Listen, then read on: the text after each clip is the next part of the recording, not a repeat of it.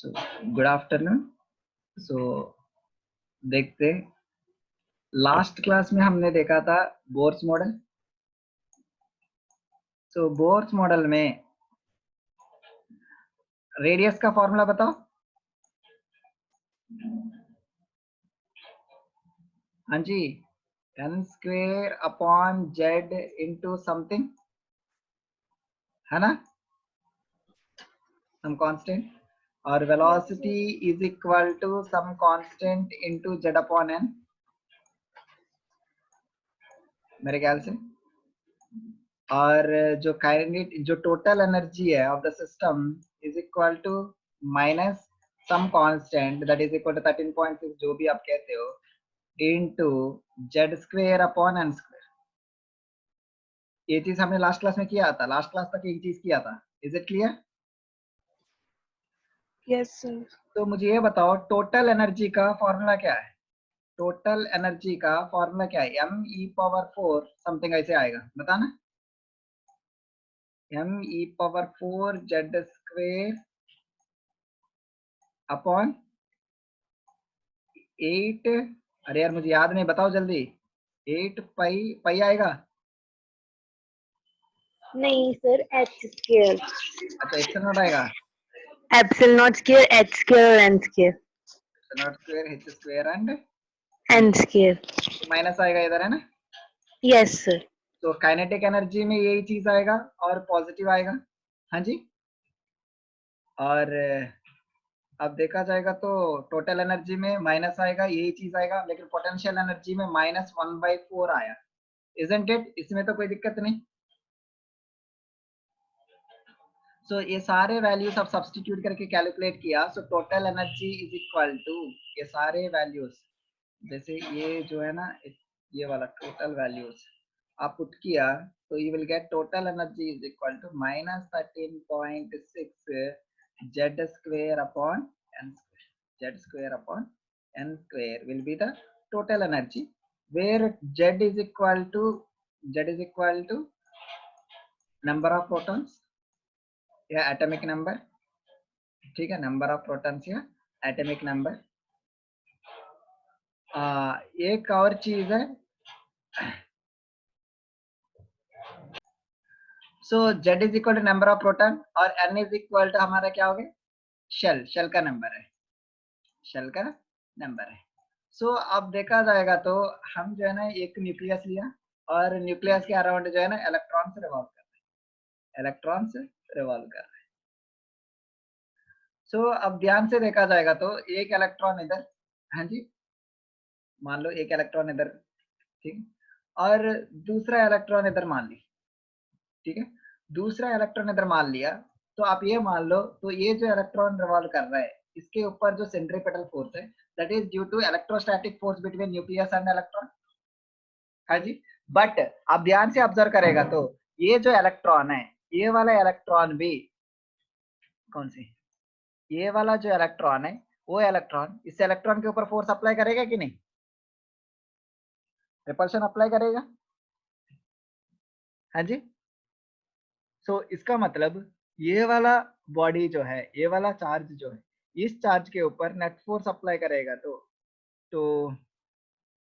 जो हम जो कैलकुलेट किया centripetal force is equal to KQ upon R square, वो गलत हो जाएगा, क्योंकि इधर उधर तो हमने इन दोनों का बीच में ही इंटरेक्शन देखा, हमने इन दोनों का बीच में ही इंटरेक्शन देखा। सो इसका मतलब जो भी प्रोसेस हमने किया, इट मींस उस सिस्टम में एक ही इलेक्ट्रॉन होना चाहिए, दो इलेक्ट्रॉन नहीं होना चाहिए। हाँ जी, दूसरा इलेक्ट्रॉन नहीं होना चाहिए। सो इसका मतलब जो भी बोर्स मॉडल है that is valid, that is only valid for the system having one electron that is equal to only hydrogen atom or hydrogen like atom। hydrogen like atom का मतलब He+, lithium प्लस। तो इसमें आप देखा जाएगा तो Z is equal to 2, इधर Z is equal to 3, ऐसे होंगे, लेकिन इसमें इलेक्ट्रॉन तो एक ही होगा, तो इनके लिए ये वाला मॉडल वैलिड है। Is it clear? कोई दिक्कत? सो इसका मतलब टोटल एनर्जी इनकेस हाइड्रोजन के लिए 1 होगा तो टोटल एनर्जी हीलियम के लिए क्या हो जाएगा 4, टोटल एनर्जी फॉर लिथियम का क्या हो जाएगा 9 हो जाएगा, क्योंकि इधर टोटल एनर्जी जेड स्क्वायर के ऊपर डिपेंडेंट है, इधर जेड इज इक्वल टू 1। हाँ जी, इधर जेड इज इक्वल टू 1, इधर जेड इज इक्वल टू 4, 2, इधर Z is equal to 3। Clear? मतलब इधर k होगा तो टोटल एनर्जी इधर 4k हो जाएगा, इधर 9k हो जाएगा। तो उसके बाद अपन देखते ये जो टोटल एनर्जी है, टोटल एनर्जी दीदी टोटल एनर्जी कितना है?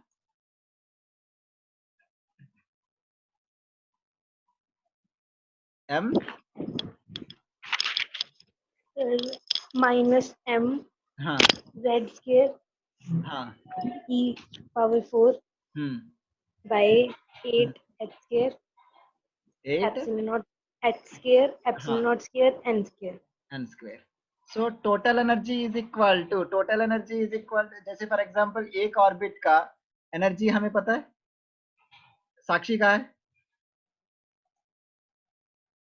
सर वो सो रही थी, अभी उठा के आई हूँ, उठी नहीं होगी।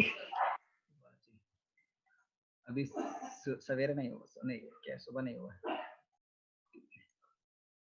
सर वो रात को सोती नहीं तो दिन में सो जाती है। अच्छा ठीक। सो इधर न्यूक्लियस है, सो इधर एक इलेक्ट्रॉन है, इधर एक इलेक्ट्रॉन, अभी एक इलेक्ट्रॉन इधर से इधर तक जंप किया तो इसका मतलब एनर्जी रिलीज करेगा, हाँ या ना?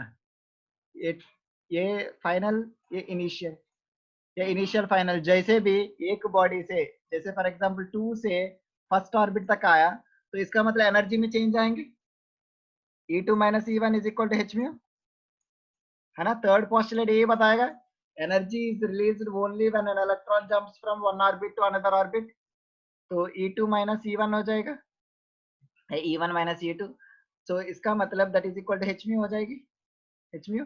सो अब कैलकुलेट करेगा तो h mu is equal to, तो ये देखो ये सब्स्टिट्यूट करके देखो, m e पावर 4 कॉमन है, जेड स्क्वायर कॉमन है upon 8 epsilon not square h square common है, तो ये हो जाएगा आपका 1 upon n1 square minus 1 upon n2 square. हाँ जी, E2 से E1 तक आएगा तो मतलब फाइनल माइनस इनिशियल हो जाएगी, कोई दिक्कत? ये एक्सप्रेशन आएगा। Yes sir. तो अभी म्यू का जगह व्हाट इज फ्रीक्वेंसी, फ्रीक्वेंसी को हम क्या लिख सकते हैं, mu is equal to c upon lambda,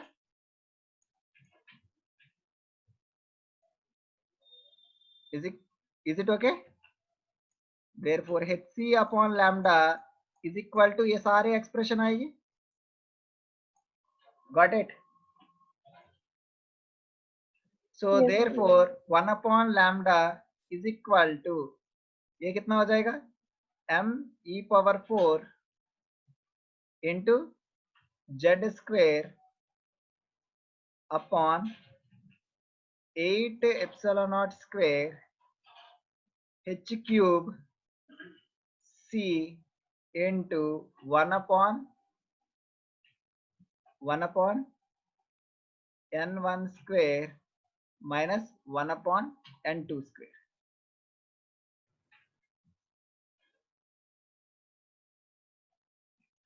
clear?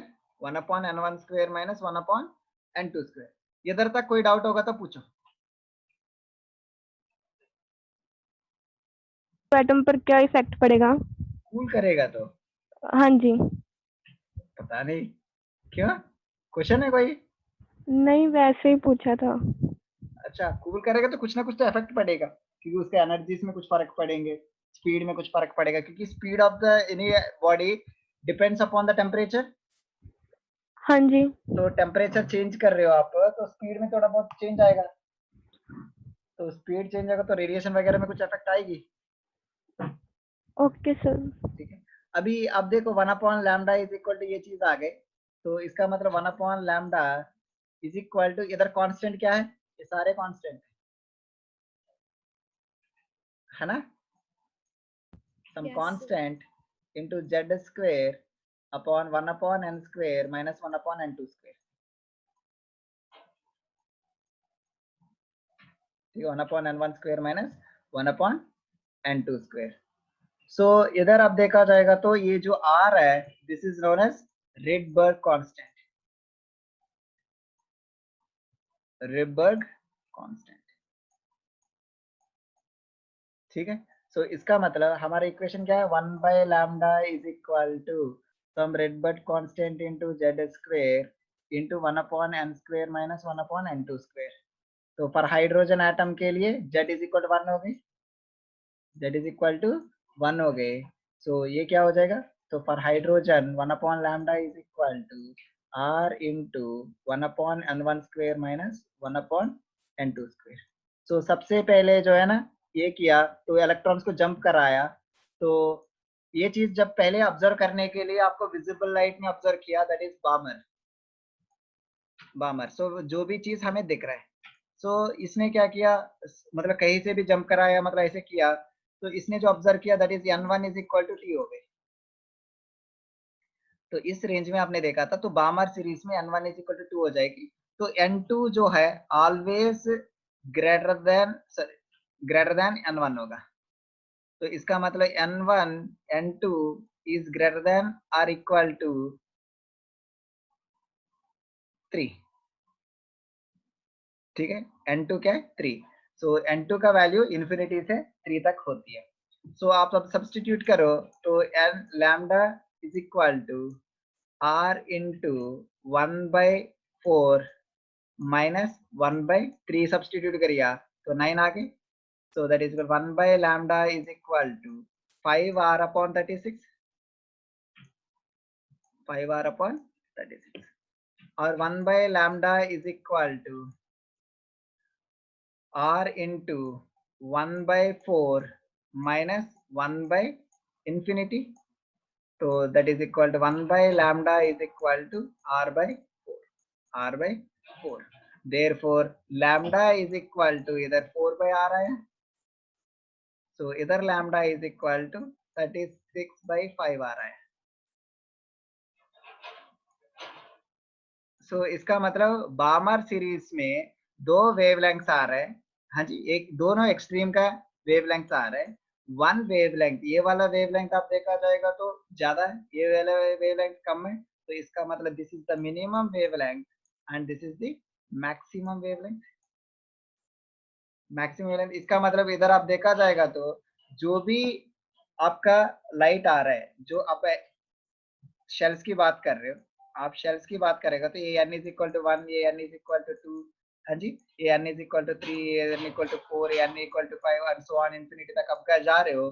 तो इसका मतलब जो भी लाइट्स आ रहे हैं, जो भी आपका आ रहा है 2 तक आ रहे हैं, एक इधर से इधर तक आ रहा है और एक 3 से इधर तक आ रहा है, और बीच में भी है, बीच में भी है, बीच में भी आप देखा जाएगा तो बहुत सारे आ रहे हैं, 5 से भी आ रहे हैं, 4 से भी आ रहे हैं, 3 से भी आ रहे हैं, लेकिन आप एक्सट्रीम्स क्या है, ब्लू वाला एक्सट्रीम क्या है, ब्लू वाला, एक ये वाला, एक ये वाला। तो इसका मतलब आपका वेवलेंथ एक मैक्सिमम इधर होगा, मैक्सिमम वेवलेंथ तब होगा जब एनर्जी कम होगा। तो इसका मतलब इधर एनर्जी गैप कम है, इधर एनर्जी गैप ज्यादा है, तो इसका मतलब इधर ज्यादा एनर्जी रिलीज हो रही है, इसका मतलब मिनिमम वेवलेंथ आ रहे हैं। तो इन्फिनिटी से आते वक्त मिनिमम वेवलेंथ आएगा, उसका अगले वाले से आएगा तो आपका मैक्सिमम वेवलेंथ आएगा।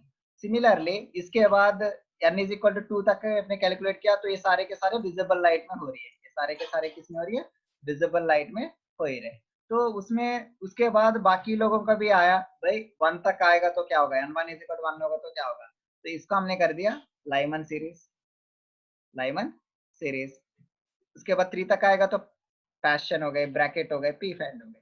तो ये सीरीज का minimum wavelength and maximum wavelength calculate करके मुझे बताना है। Is it clear?